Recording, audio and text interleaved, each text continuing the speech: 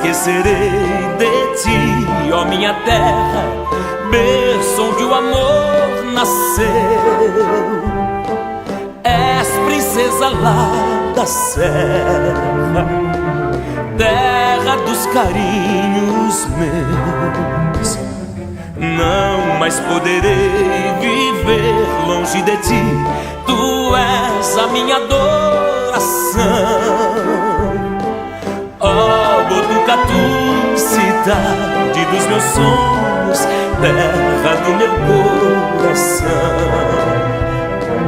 Ó Botucatu, cidade dos meus sonhos, terra do meu coração.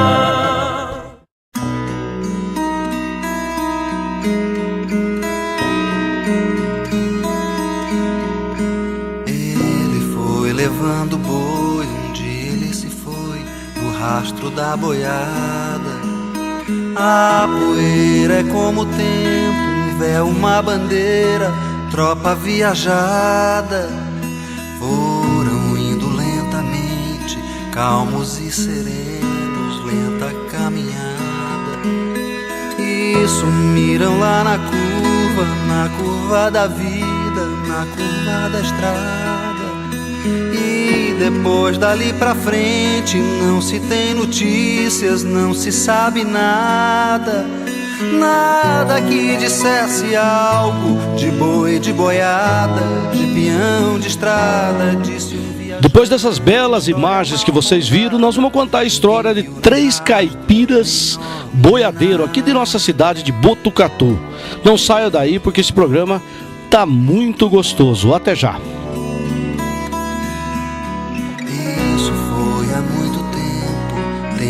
A tropa ainda viajava com seus fardos e pelegos no ranger do arreio ao romper da aurora. Tempo de estrelas cadentes, fogueiras ardentes ao som da viola. Dias e meses fluindo, destino seguindo e a gente indo embora. E aqui com os 4 boiadeiros caipiras aqui do interior do estado de São Paulo, né, que é o Reinaldo Piozzi, o senhor Henrique Cordeiro, o Mero Cordeiro e o João Batista, né, seu João Batista? E o senhor teve uma passagem, seu João. O senhor é nascido na cidade de Botucatu, em outra cidade, como é que é? Sou nascido na Pratânia. Bem em Pratânia, no sítio, perto da Pratânia. No município de Botucatu.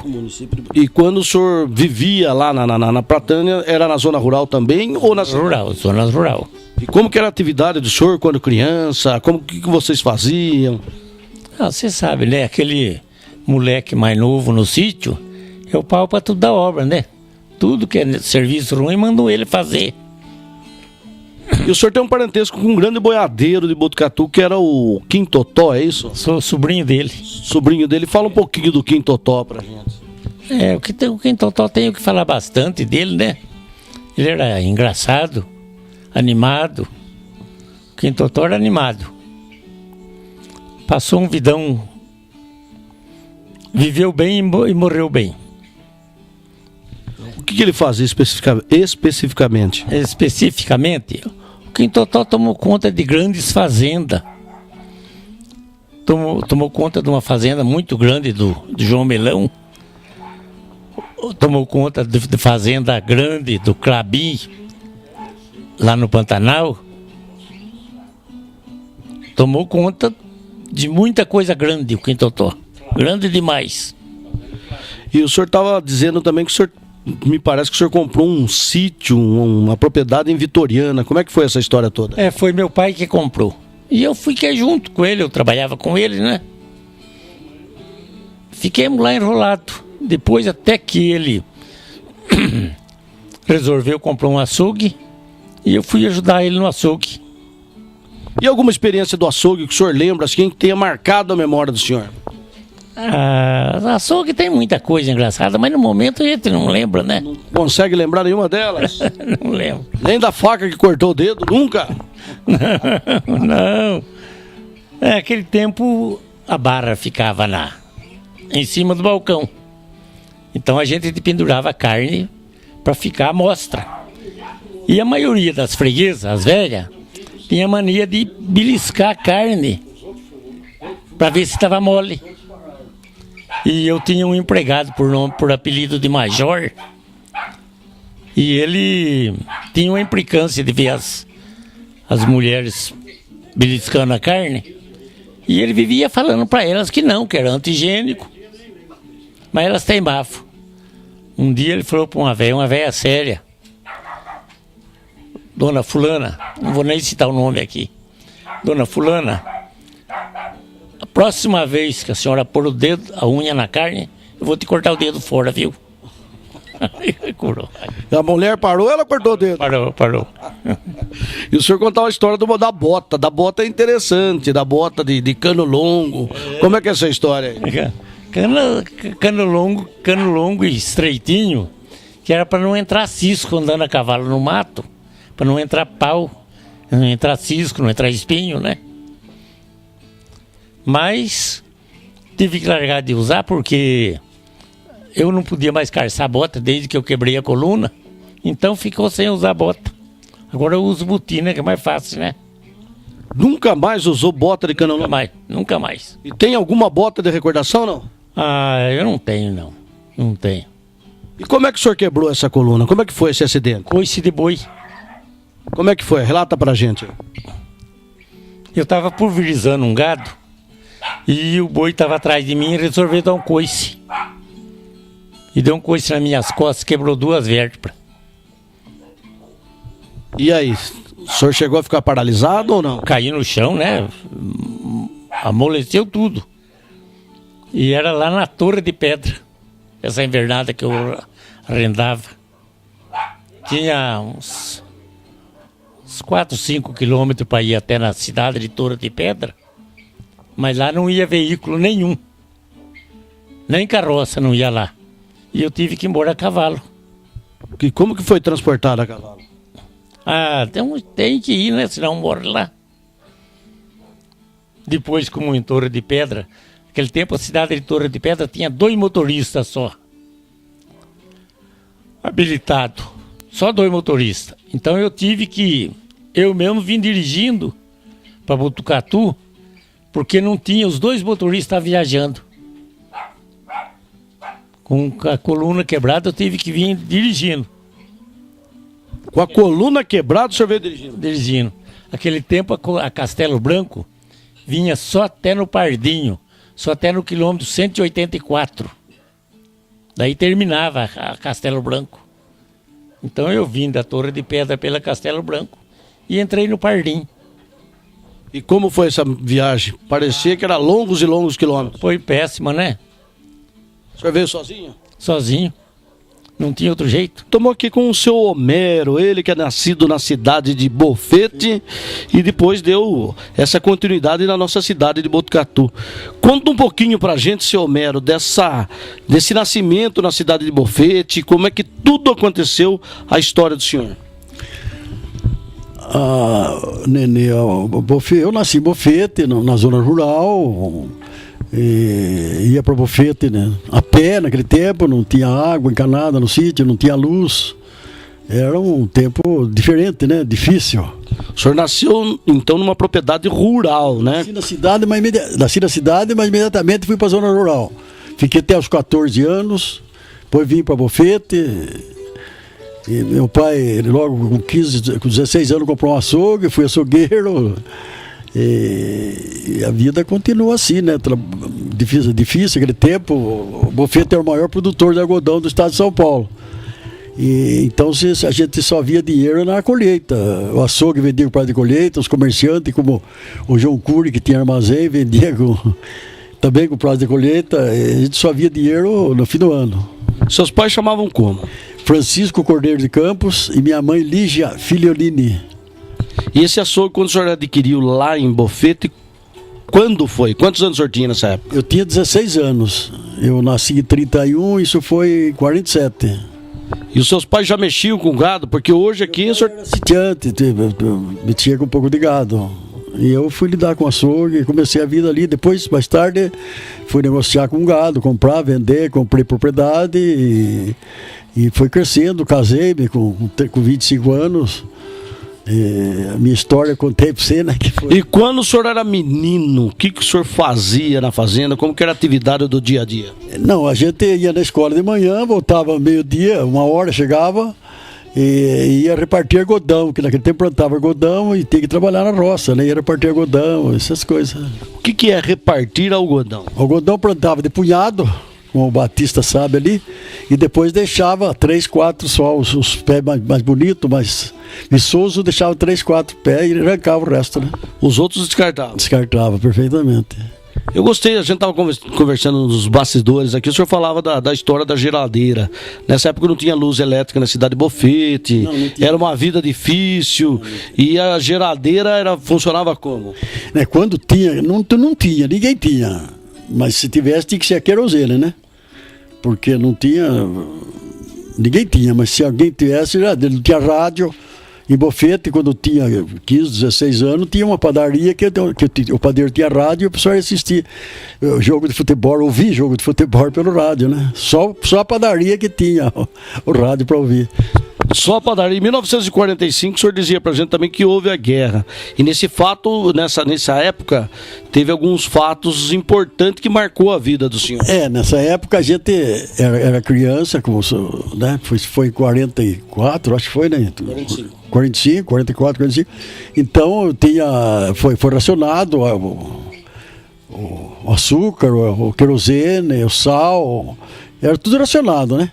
Então a gente tinha que ir na prefeitura, pegar uma cota e comprar no armazém. Nós não fazíamos isso porque nós éramos amigos do depositário, que era o João Cury, e nós comprávamos à vontade, né?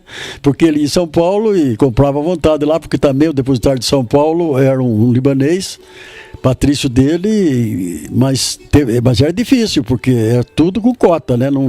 Estava na prefeitura, tem a cota para 2 litros de óleo, 2 quilos de açúcar, 1 de sal, aquela coisa toda. Para nós, infelizmente, não precisava, né? Porque nós éramos amigos do depositário, que era o João Cury, né? O João Cury que o senhor fala é o avô do João Cury aqui, bisavô? Avô desse prefeito hoje aí, do João Cury, que era o pai do Jamil, avô do João Cury aí. Quando o senhor fala na figura de depositário, explique melhor pra gente, o que é o depositário? O depositário era nomeado um depositário para pegar a mercadoria em São Paulo e distribuir, né? Ele comprava em São Paulo e distribuía. Ele era nomeado, não sei quem é que nomeava esse depositário. E foi nomeado João Cury. E como lá em São Paulo era um patrício dele, que era o depositário, que distribuía para os municípios, então ele pegava muito mais do que era a cota de Bofete, né? Então nós tínhamos à vontade, né?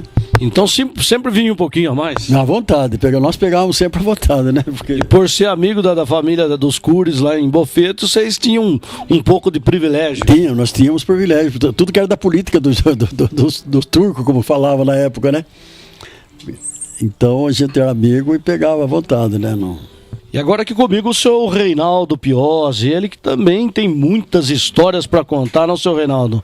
O senhor é nascido aonde? Nascido da vida dos lavradores, criado no sítio Córrego Fundo. Córrego Fundo é lá para trás de Montemor ou não? Dividindo com a fazenda São João da Vitoca. O Lafayette Mota, Lúcio Mota, era vizinho deles. A fazenda era dos seus pais, era de... Meu pai. E lá vocês produziam o quê? Mas era leite, não? Tinha uma boiada imensa? Não, e porcos, bastante porco. Criava muito porco porque meu pai montou um alambique lá. Aí eu comecei a acostumar pinga desde pequeno, né? Toma pinga desde quantos anos? Quantos anos começou a tomar uma pinguinha? Uns 10 anos mais ou menos.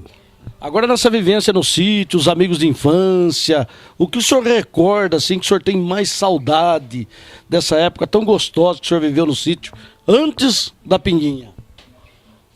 Saudade de todo mundo, mas quando eu comecei a frequentar mais a cidade, aí eu conheci uns amigos que hoje se me faz até chorar. Quando eu vim para o Botucatu foi um ano difícil para boiadeiro e coisa, e eu estava sempre nesse meio.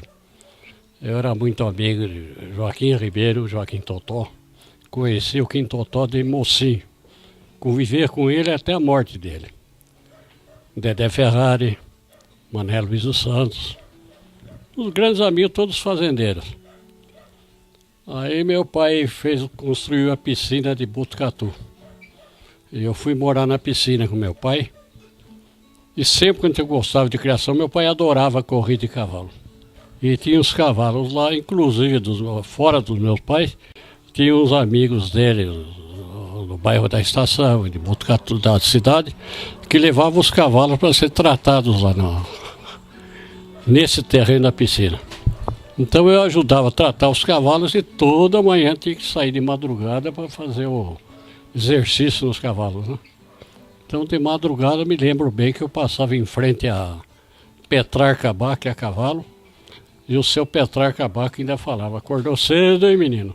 Eu falava: o senhor acordou antes que eu, né? Então nas épocas a gente guarda, né? E eu tinha horrores por estudo. Mas como de casa a maior parte foram professores e coisas, eu acabei entrando numa escola, na época a escola normal de Botucatu. Mas não me dei muito bem, não. O senhor gostava mesmo era de boiada? Eu gostava de andar de bombacha, bota de bombacha, enfeitado de boiadeira, né? E conhecia todos, na redondeza, quase todos. De boiadeiro era amigo meu. Nessa época, quem eram os boiadeiros que o senhor lembra, assim, que vem na memória quando fala assim boiadeiro? No meu tempo eu era mais vizinho lá que andava, ele dava com gado, era o Lafayette, o Edgar Alves, que por sinal um grande ladrador. E depois daqui eu comecei a conhecer na cidade o King Totó, mano, a Totó, a turma inteira dos Totó, inclusive o Batistinha aí. E eu nesse meio, houve naquela época um negócio muito difícil, em 58 mais ou menos, que houve o gado X8, que houve uma quebra em banco violenta, que era o Clóvis Batista, o Mirto Batista, aquela turma de boiadeiros fortes que foram quebrando, eu estava nesse meio também. E aí eu comecei a comprar um sitinho para mim, tá? Uma ocasião, quando eu vim para cá, tornei-me amigo íntimo do Angelino de Oliveira, por sinal meu padrinho de casamento, Jurandir Treche, Emiliano Gonçalves e um grande número, Vicente Molinar, nem Zorico Nascimento, que eu gostava de mais violeiro de primeira ordem. Era uma dupla, Zezinho na viola e Zorico, boêmio, que era uma... Então passamos uma vida que era uma maravilha.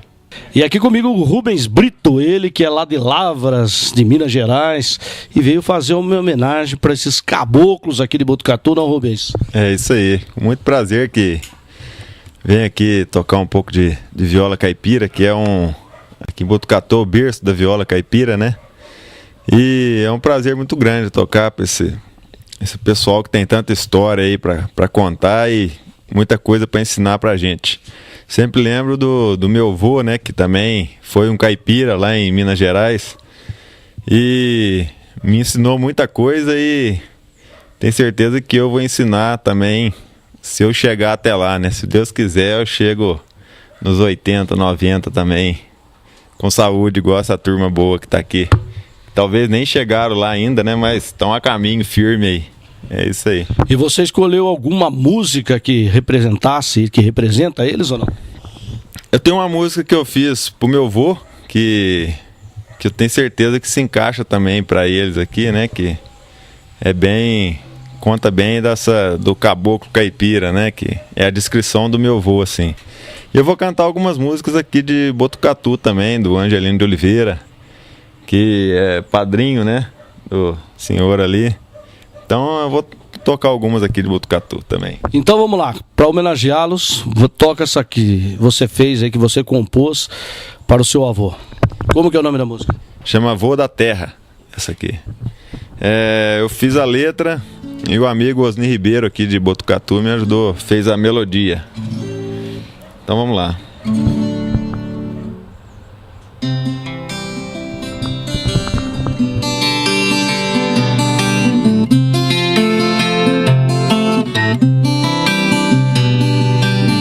A saudade aflora com as lembranças de um velho que por tempos convivi. Flashes de memória rastros de botina, riscos de arame, cheiro de curral.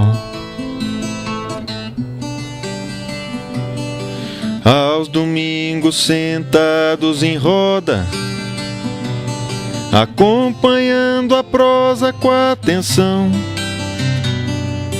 mas ouvia que falava, e quando falava, o velho era sabido e sereno.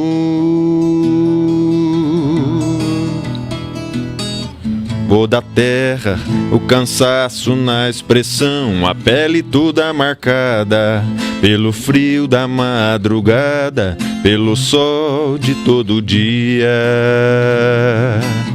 O chapéu, a camisa de botão, a calça suja e rasgada, voz firme, barba branca, ver a gente era alegria. Teu sorriso traz marcas do tempo. Vou da terra olhando pro chão, o seu andar pausado corre na memória e acelera o meu coração.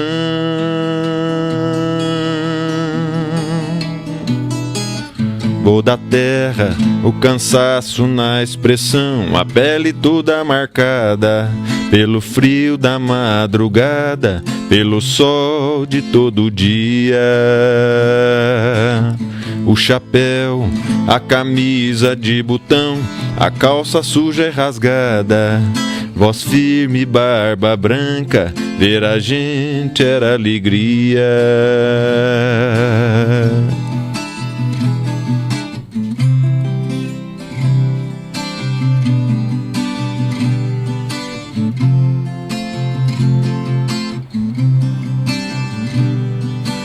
A saudade aflora com as lembranças de um velho que por tempos convivi.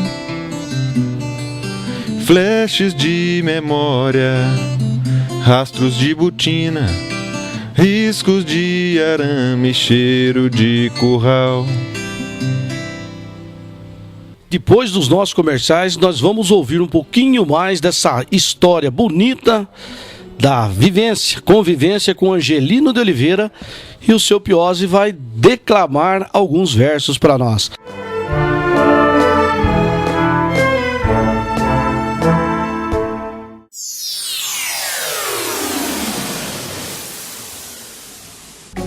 Parar na faixa de pedestre é lei. Antes de atravessar, o pedestre, por sua vez, precisa fazer um sinal. É só esticar o braço para frente, esperar o veículo parar totalmente e atravessar com segurança.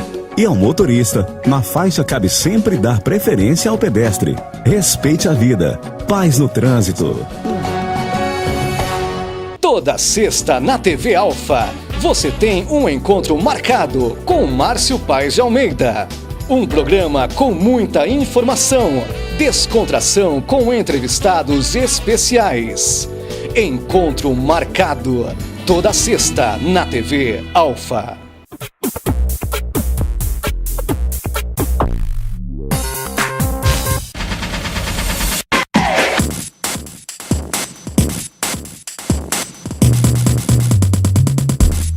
Leve uma vida mais família no Bicudo Serve em Itatinga. Um completo supermercado com tudo que você precisa. Gêneros alimentícios, higiene, padaria, açougue, hortifruti e muito mais. Atendimento personalizado. Bicudo Serve. Rua Ângelo Rodrigues de Barros, número 195 em Itatinga. 28 anos de tradição em bem servir a família itatinguense.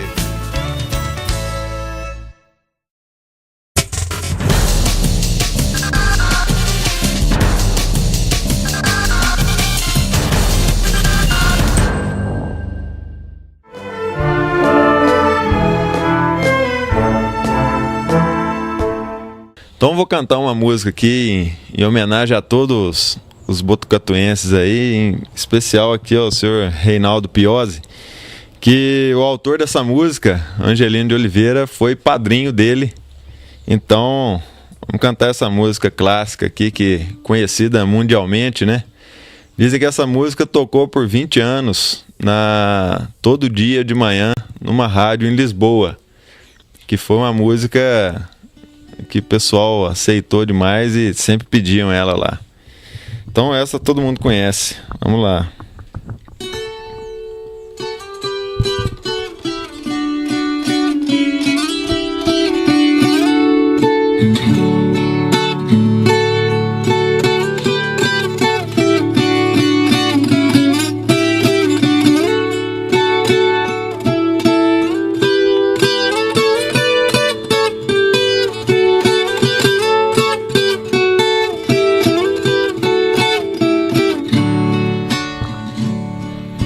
Nesses versos tão singelos, minha bela, meu amor, pra você quero contar o meu sofrer e a minha dor. Eu sou como um sabiá, quando canta é só tristeza, desde o galho onde ele está. Nessa viola canto e gemo de verdade. Cada toada representa uma saudade.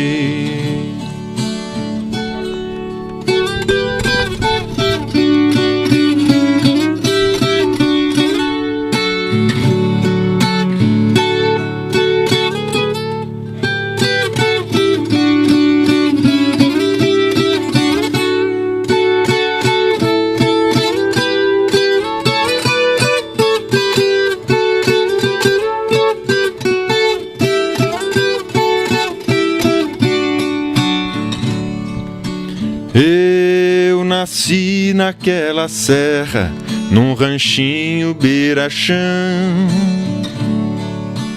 todo cheio de buraco, donde a lua faz clarão. Quando chega a madrugada, lá no mato a passarada principia um barulhão. Nessa viola canto e gemo de verdade. Cada toada representa uma saudade. Lá no mato tudo é triste, desde o jeito de falar.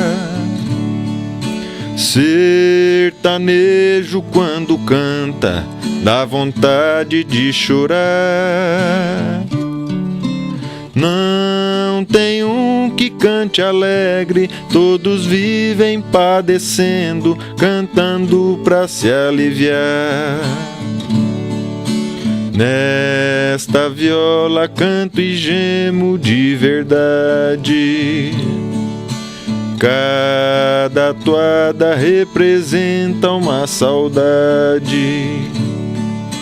Vou parar com a minha viola, já não posso mais cantar, pois o Jeca quando canta tem vontade de chorar. E o choro que vai caindo, devagar vai se sumindo, como as águas vão pro mar. Nessa viola canto e gemo de verdade. Cada toada representa uma saudade. Nessa viola canto e gemo de verdade. Cada toada representa uma saudade. E o seu Piozzi, essa música lindérrima, né? Lindíssima que o Rubens cantou pra gente aqui, em homenagem ao Angelino de Oliveira, um grande amigo do senhor. Eu tava vendo que o senhor tava com os olhos marejados aí, né? Um tanto quanto emocionado, ouvindo o Rubens cantar essa música. Conta essa história pra gente dessa vivência com o Angelino de Oliveira. O Angelino era Angelino, né? Até o violão dele era diferente. O companheiro dele para tocar violão é José Maria Pérez, de São Manuel. Os dois eram... E o Angelino, como eu gostava de tomar umas coisas, e o Zé Maria não bebia, às vezes improvisava uma música e não lembrava, e o Zé Maria guardava, né? Esse Pérez, por acaso, é parente dos Tonico Tinoco lá, que eles são Pérez, né, de São Manuel? Não, eles aqui tem uns parentes dele com ele, mas não é não. Ele tem um parente aqui que era afinador de piano. Até eu pensei que tivesse falecido um dia desse eu ouvi.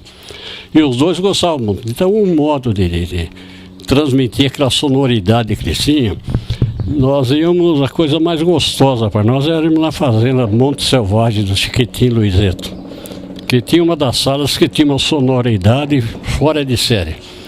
Então era bom ouvir, que era um silêncio completo, ouvir o Angelino Solar e o Zé Maria acompanhar numa das salas que tinha uma sonoridade extraordinária. Se passasse uma música, você podia ouvir o barulho da música, porque era um silêncio completo. E o Chiquitinho adorava a Angelina.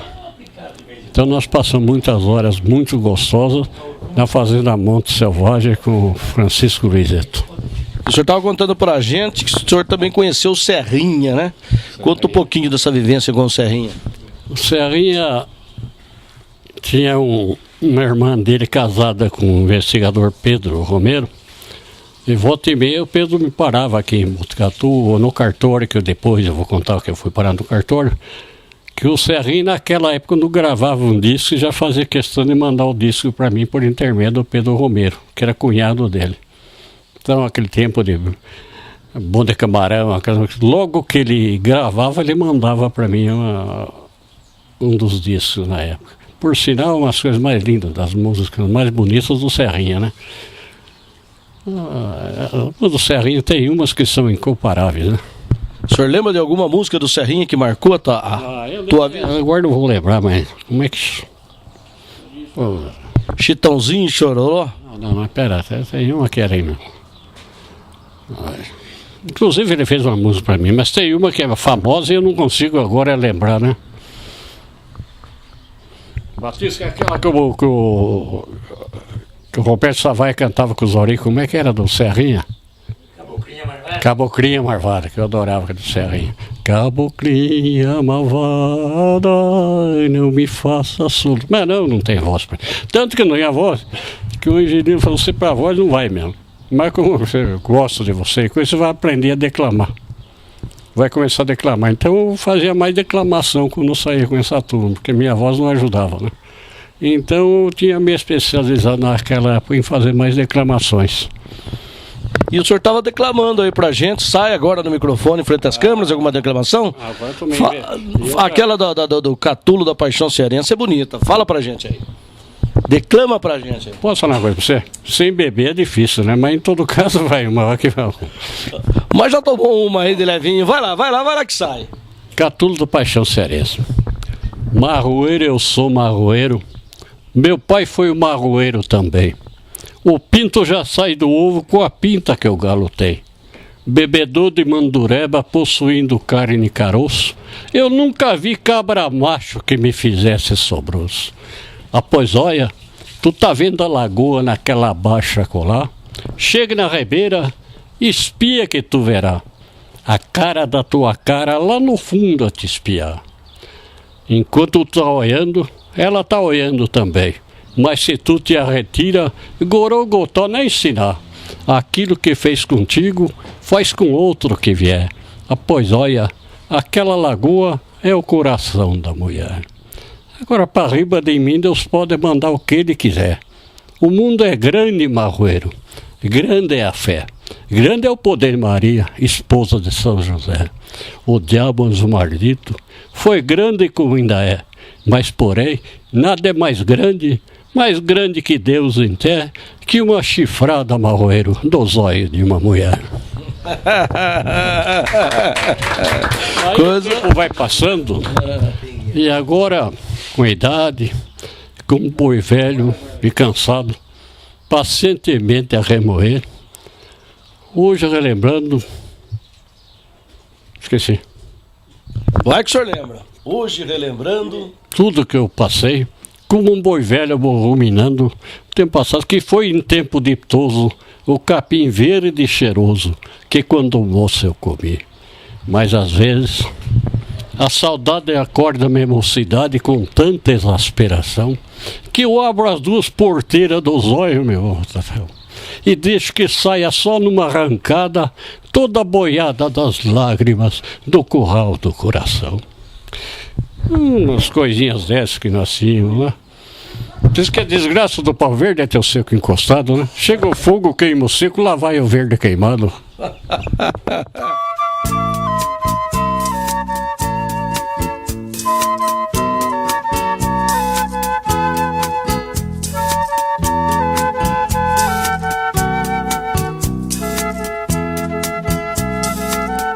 Eu vim-me embora e na hora cantou um passarinho, porque eu vim sozinho, eu a viola e dei.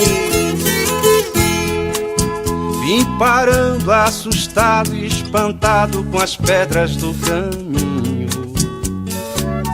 Cheguei bem cedinho, a viola eu lhe dei,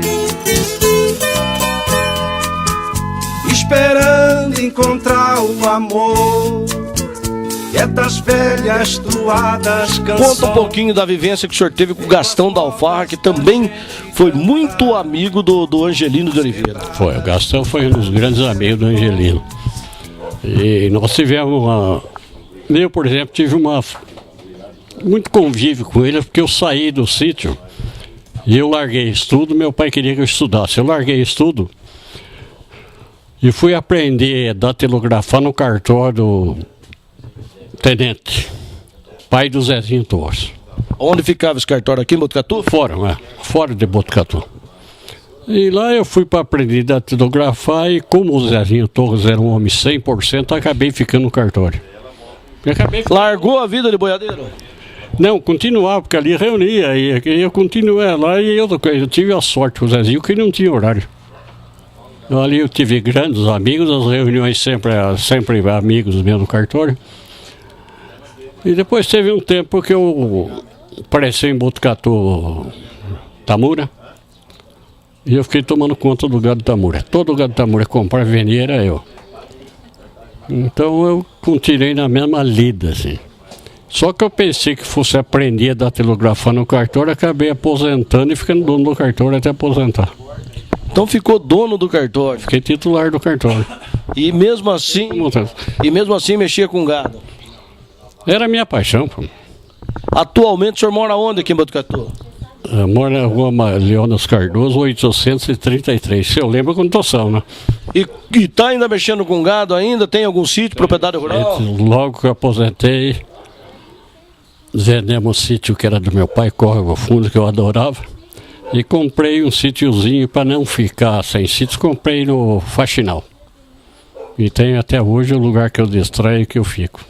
Vive lá no Faxinal? Tivemos grandes reuniões lá. Grandes reuniões foram feitas lá. Alguma lembrança, outra lembrança do Serrinha ou do Angelino de Oliveira? O Angelino não tem que falar do Angelino, porque o Angelino não encontrava. Ele vinha de São Paulo e ia me procurar no cartório direto. Então a conversa com ele era diária. Eu tinha aquela liberdade com o cartório que eu saía a hora que queria.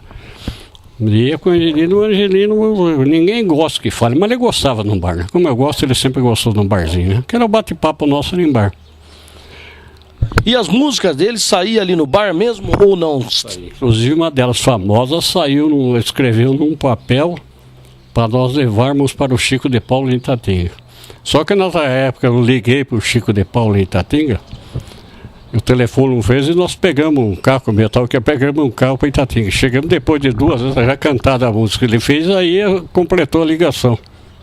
Nossa, quer dizer que ele fez a letra já na viagem, ele já colocou a música? Colocou a música. Ele tinha muita facilidade, só que a gente tinha isso, ele compunha, mas ali os ele já não repetia. Então quando estava o Zé Maria, quer dizer, guardava mais, né? Uma das ocasiões eu me lembro, na casa do Emiliano Gonçalves, ele fez e falou: filhada, você gostou muito dessa valsa, põe o nome. Até pus Ciúmes de Violão. Coisa linda. Só que passou.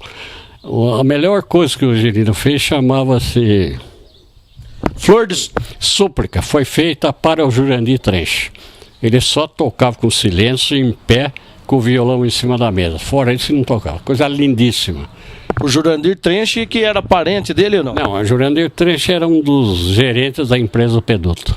E é das melhores casas na época que tinha em Botucatu.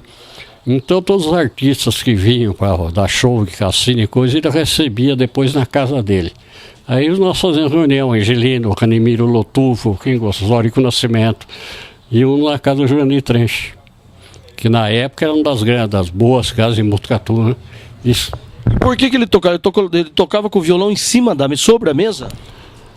Ele só tocava em cima da mesa a súplica, que ele tinha um xodó com essa súplica, que era lindíssima. Ele tinha um xodó que foi feito para o Jurandir, que ele adorava o Jurandir. Então ele só tocava com o maior, se fizesse um barulho, ele parava de tocar. Súplica, dedicada ao Jurandir Trench. Súplica, o senhor conheceu a música dele, Flor de São João? Isso eu sabia de cor. O senhor sabe cantar um pedaço? Tem uma flor muito vermelha no sertão, que floresce mês de junho, quando chega São João. E a caboclinha do sertão apaixonada põe no peito uma florzinha no alfinete pendurada. E a lua lá no céu do meu sertão, como criança vai correndo, perseguindo algum balão. E a caboclada em redor de... Lenço Preto era apelido de um cabra bem distorcido, apelido que foi dado por trazer sempre amarrado o lenço preto no pescoço. Lenço Preto era querido, era um cabra distorcido que vivia sempre rindo. Tinha um macho bem arreado, com seus arreios prateados, vivia sempre reluzindo. Nas festanças aquele moço, com seu lenço no pescoço, era o chá da morenada. Todas as moças que ele via, até briga elas fazia para ser sua namorada. Mas Lenço Preto não ligava, e a vida ele levava sem saber o que era amor. Mas um dia de tardinha, encontrou uma moreninha e seu coração endoidou. E diz como quem ama: menina, como você chama, quer ser minha mulher? Sou Rosa, ela responde. Sou filha do Zé Marconde e sua serei se você quiser. Quando foi no outro dia, o Zé Marconde lhe topou. Contou tudo o que desejava e o velho atrapalhado então contou o que se passava. Lenço Preto, essa menina não é nossa filha. Nós criamos foi desde pequenininha sem ela saber de nada. Mas se é esse o seu intento, eu consinto o casamento. Lenço Preto, se me agrada. Deixa uma mensagem pro povo de Botucatu. O Botucatu não tem mensagem. É o melhor povo do mundo, a maior cidade do mundo. Tem que pôr na cabeça de quem vem visitar Botucatu e nós, moradores de Botucatu. Nós tivemos uma sorte em Botucatu em tudo. Botucatu tem tudo o que é bom. Eu viajei bastante, vocês devem ter viajado, vocês sabem o que é lugar bom. Mas não esquecerei de ti, a minha terra, falava Angelino. Nunca esquecerei de ti, minha. É isso, pô. É a cidade do mundo, pô.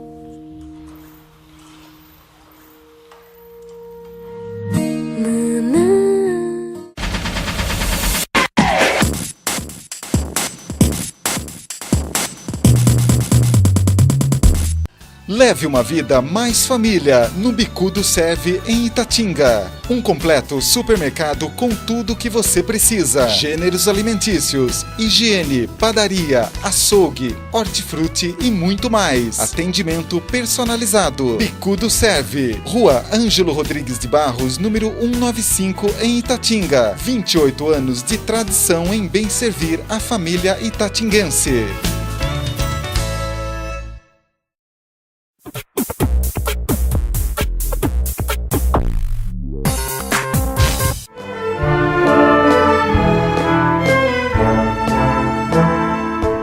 Então vou cantar para a terceira música aqui, mais uma aí para a turma de Botucatu, uma história verídica que a cidade traz, né?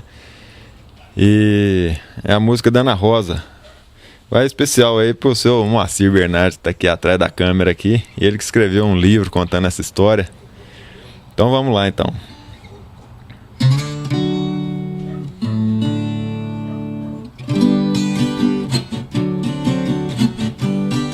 Ana Rosa casou com Chicuta, um caipira bastante atrasado. Levava a vida de carreiro, fazendo transporte, era o seu ordenado. Tinha um ciúme doentio pela moça, que dava penado, coitado. Batia na pobre mulher com a vara de ferrão de bater no gado. Ai. Resolveu abandonar o marido, porque a vida já não resistia. Quando chegou em Botucatu, aquela cidade toda dormia. Só encontrou uma porta aberta, mas ali não entrava a família. Resolveu contar sua história e se abrigar até no outro dia. O Chicuta, quando chegou em casa, Ana Rosa não encontrou. Ele arreou sua besta e como uma fera galope tocou. Na chegada de Botucatu, pra um caboclo ele perguntou: seu moço, essa mulher lá na Fortunata, vi quando ela entrou. Ai. Num barzinho ali da saída, sem destino resolveu chegar. Encontrou com Tarmenegildo e com o Costinha pegou conversar. Vocês querem pegar uma empreitada, só se for pra não trabalhar. Pra matar a minha mulher, a minha proposta vai lhe agradar. Ai. O Costinha montou a cavalo e tocou lá pra Fortunata. Conversando com Ana Rosa, diz que era um tropeiro da zona da mata. Meu patrão lhe mandou uma proposta, diz que leva e nunca lhe maltrata. Seu marido anda à sua procura, juro que encontrando ele te mata. Ana Rosa montou na garupa e o cavalo saiu galopeando. Quando chegou no lava-pés, onde os bandidos já estavam esperando. Quando ela avistou seu marido, para todo santo foi chamando. Vou perder minha vida inocente, partirei com Deus desse mundo tirano. Ai. Derrubaram ela da garupa, já fazendo cruel judiação. Foi cortando ela aos pedaços, uma preta assistindo a cruel judiação. Foi corrida a parte a autoridade, já fizeram imediata prisão. Hoje lá construíram uma igreja, tem feito um milagre pra muitos cristãos. Ai. E voltando com o programa Memórias Botucatu, com o senhor João Batista novamente. Ele que tem uma história de que o senhor vendia tropas de boiada daqui. Como é que é essa história daqui de Botucatu até Tupã? Eu saí com uma tropa daqui, eu comprei uma tropa em Tatuí. E deixei ela em Vitoriana engordando. Depois saí negociando. Fui vendendo, vende um aqui, outro ali, troca outro. Fui parar lá em Tupã, lá em Vila Queiroz. Lembrando que isso daí não era tropa de mulas e... Só mula e burro para serviço, só para comércio. Não era tropa para tocar boi, não era tropa de comitiva. Me mata uma curiosidade, e o senhor vendia um assim em cada cidade, dois em cada cidade, como que era? Quando você aparecia esse negócio, eu vendia tudo, porque eu saía para vender. E o senhor passava todas as cidades, o senhor passava? Ia passando. Parando. A cidade mais simpática parava mais. Assim nós vivia. E o senhor foi até Tupã, precisou chegar até Tupã para vender toda a tropa? Até Tupã, para vender tudo. E aí o senhor voltou a cavalo ou voltou de trem? Voltei de ônibus. E o senhor contava uma história também aí que estava contando pra gente, que a gente morreu de dar risada, uma história que os meninos acordou. Como é que é essa história lá em Piracicaba? Ah, sim, lá no restaurante do Lago. Eu vinha vindo de Piracicaba cansado mesmo. Tinha levantado de madrugada. E parei lá e almocei. Bebi uma pinga, almocei e fui. Tinha uma sombra grande lá. Encostei o carro lá e fui. E deitei e ferrei no sono. Sei que de tarde eu acordei e me mexi, claro, né? O menino falou, não, mãe, o homem não morreu, não. Eu pensava que o senhor tinha morrido. Pensava que eu tinha morrido, fiquei muitas horas dormindo. Agora, com o seu Homério Cordeiro, e eu gostei daquela história do senhor, que o senhor, para casar com a esposa do senhor, a dona Jurema, que nós conhecemos muito, né? Eu gostaria que o senhor contasse essa história, que é uma história até um tanto quanto engraçada e bonita ao mesmo tempo. Eu sempre namorei a Jurema, desde escola, desde grupo escolar, desde criança, namorava, voltava. E quando nós resolvemos casar, a mãe dela nunca quis o namoro, nunca aceitou. E quando foi para casar, então foi pior. Bateram nela, os filhos e atropelaram da casa. Então, para casar, eu precisei, né, casei ela fora de casa, não foi ninguém no casamento. Casei foi em 56 que eu casei, e nunca mais eu aceitei minha sogra na minha casa, lógico. Depois, quando eu mudei para o Tucatu, 78, em 79, ela veio em casa porque ela estava doente. Mas também ficou 2, 3 dias, já morreu, não ficou muito tempo, veio mais para morrer mesmo. Não. O senhor só teve amizade com ela no 2 dias? 2, 3 dias antes dela morrer, né, que ela veio aí. E a esposa do senhor aceitava bem isso? Ela aceitava porque eu gostava muito dela, mas ela também gostava muito de mim. A prova é que ela deixou tudo, né? Os irmãos, a mãe, tudo para me acompanhar, né? Então... fomos morar no sítio, vida difícil naquele tempo, né? E deu fim, Deus ajudou nós lutamos e de que no fim acabamos adquirindo alguma coisa e tivemos uma vida maravilhosa, né? Seu Bero, por que ela não gostava, o pai não gostava do senhor? Não, era só ela, o pai dela nunca falou nada, foi só a mãe. Depois o pai morreu. E daí nós resolvemos casar, pouco tempo depois, aí não teve jeito. Eu não sei, eu acho que, porque talvez ela tivesse alguma coisa, não sei, ela tivesse alguns bens, alguma pouca coisa, e eu talvez não tinha nada, era pobre, talvez fosse isso, né? Não sei, acredito que fosse, sim.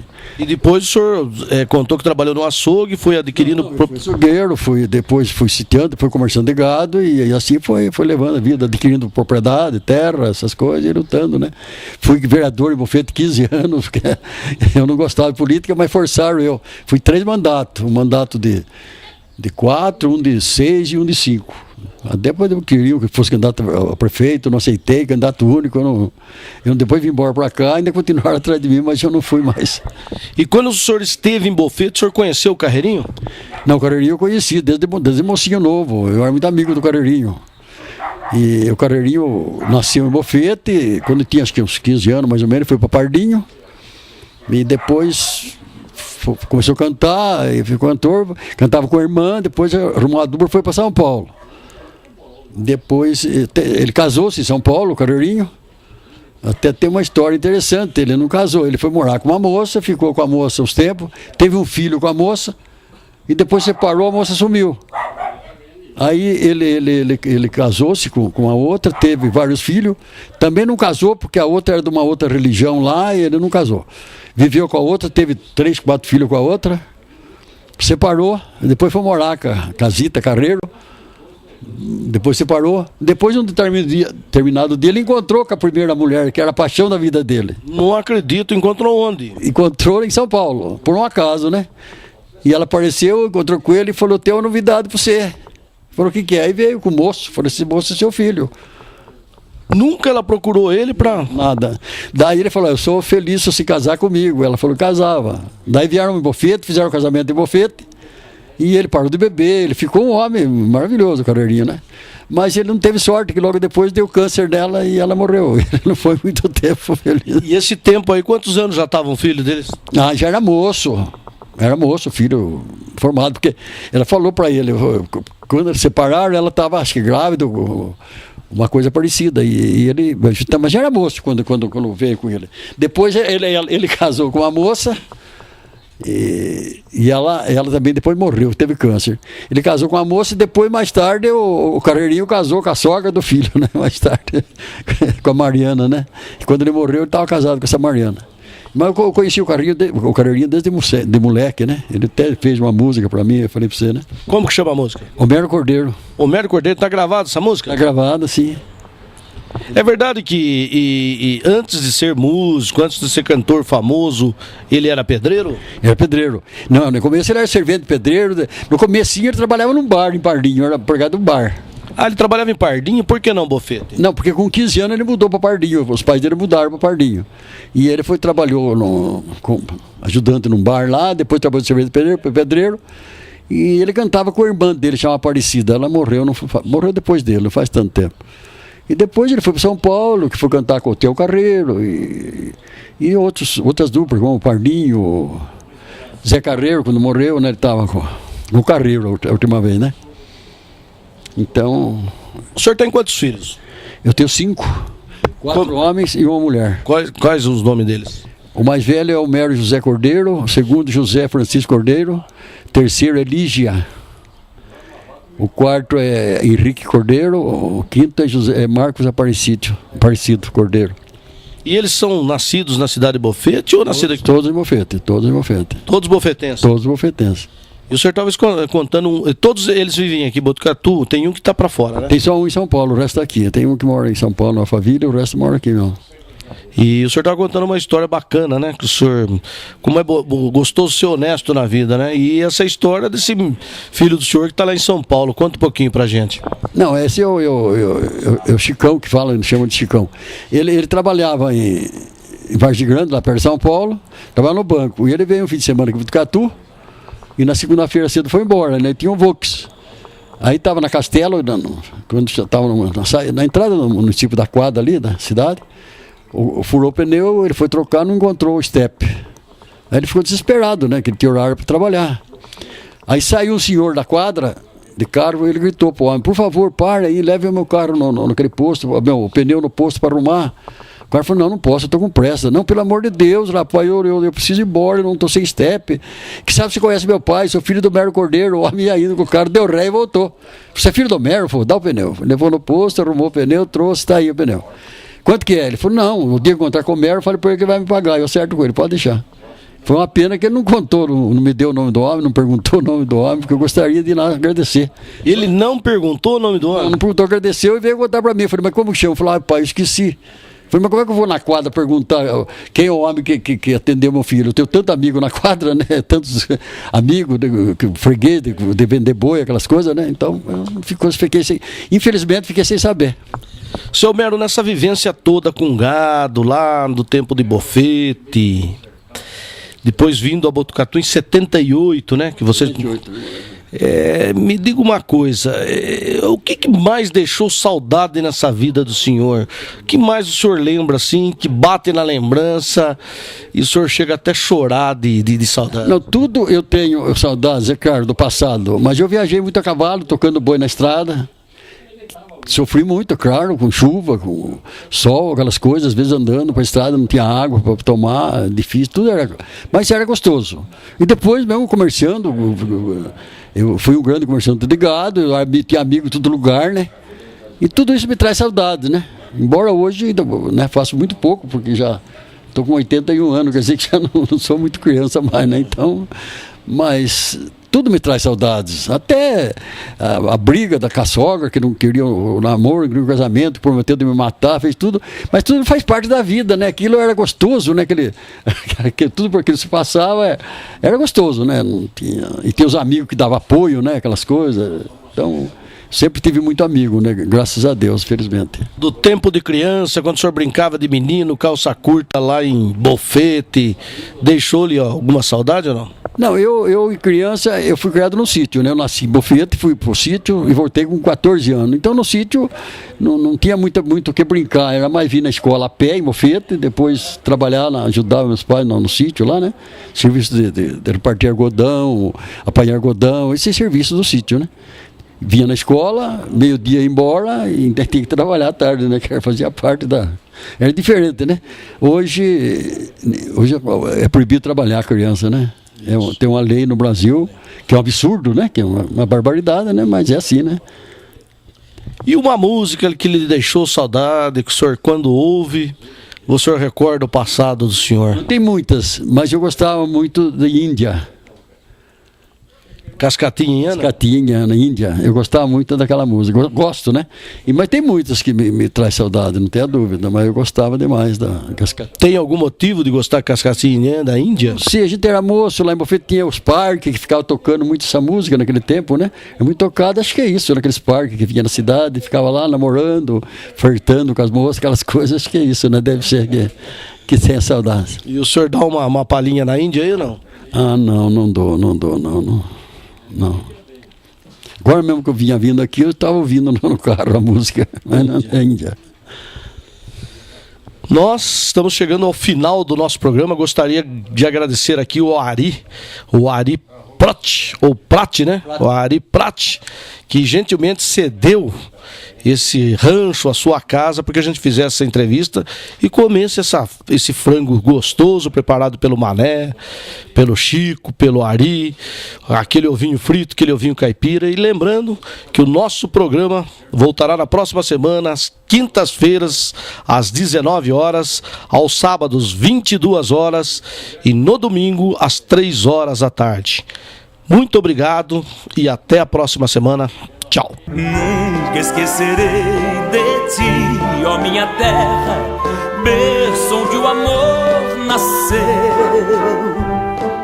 És princesa lá da serra, terra dos carinhos meus. Não mais poderei viver longe de ti, tu és a minha adoração. Ó Botucatu, cidade dos meus sonhos, terra do meu coração. Ó Botucatu, cidade dos meus sonhos, terra do meu coração.